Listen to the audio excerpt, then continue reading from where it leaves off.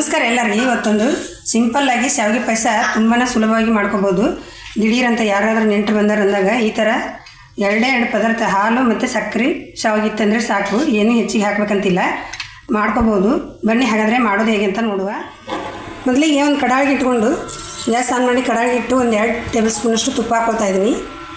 ಗೋಡಂಬಿ ದ್ರಾಕ್ಷಿ ಹಾಕಿ ಹುರ್ಕೊಳ್ಳೋಕ್ಕೆ ಒಂದು 10-12 ಗೋಡಂಬಿ ಹಾಕ್ಕೊಳ್ತಾ ಇದ್ದೀನಿ, ಒಂದು 10-12 ದ್ರಾಕ್ಷಿ ಹಾಕ್ಕೊಳ್ತಾ ಇದ್ದೀನಿ. ನೀವು ಹೆಚ್ಚು ಕಡಿಮೆ ಮಾಡ್ಕೊಬೋದು. ಸ್ವಲ್ಪ ಕೆಂಪು ಬಣ್ಣ ತಿರುಗೋ ತನಕ ಕೈ ಆಡಿಸ್ಕೊಳ್ಳಿ. ನೋಡಿ, ಗೋಡಂಬಿ ದ್ರಾಕ್ಷಿ ಚೆನ್ನಾಗಿ ಹುರ್ಕೊಂಡಿದ್ದೀನಿ, ಇಷ್ಟಾದರೆ ಸಾಕು. ಕಡೆಗೆ ಸೈಡಲ್ಲಿ ತಾಜಾ ತೆಗೆದು ಸೈಡಿಗೆ ಇಡ್ತಾಯಿದ್ದೀನಿ.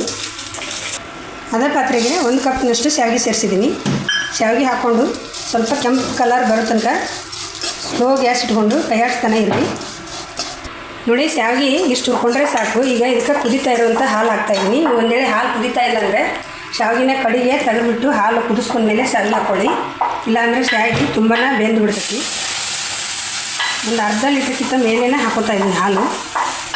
ನೀವು ಸ್ವಲ್ಪ ನೀರು ಕೂಡ ಹಾಕ್ಕೋಬೋದು, ಹಾಲು ಎಷ್ಟು ಬೇಡ ಅಂದ್ರೆ. ಇದು ಹಾಲಲ್ಲಿ ಕುದಿ ಬರಲಿ. ನೋಡಿ, ಈಗ ಕುದ್ದು ಯಾವ ಥರ ಬಂದಿದೆ ಶಾವಿಗೆ ಪಾಯಸ, ತುಂಬ ತಿಕ್ನೆಸ್ ಬಂದಿದೆ. ಇದಕ್ಕೆ ಏನು ಬೇರೆ ಗೋಡಂಬಿ ಬಾದಾಮಿ ರುಬ್ಬಿ ಹಾಕ್ಬೇಕಂತ ಇಲ್ಲ, ಹಾಲಿ ಪುಡಿ ಹಾಕ್ಬೇಕಂತ ಇಲ್ಲ. ಈ ರೀತಿ ಬರೋ ತನಕ ಕುದಿಸ್ಕೊಂಡ್ಮೇಲೆ ನಾನು 1 ಕಪ್ಪು ಶಾವಿಗೆ ತೊಗೊಂಡಿದ್ದೆ, 3/4 ಕಪ್ನಷ್ಟು ಸಕ್ಕರೆ ಹಾಕ್ಕೊಳ್ತಾ ಇದ್ದೀನಿ.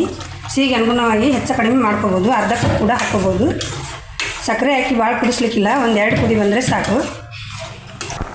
ನೋಡಿ, ಸಕ್ಕರೆ ಹಾಕೊಂಡ್ಮೇಲೆ ಒಂದು 2-3 ನಿಮಿಷ ಕುದಿಸ್ಕೊಂಡಿದ್ದೀನಿ. ಈಗ ಆವಾಗಲೇ ಹುರಿದಿಟ್ಟಂಥ ಗೋಡಂಬಿ ದ್ರಾಕ್ಷಿ ಹಾಕ್ಕೊಳ್ತಾ ಇದ್ದೀನಿ.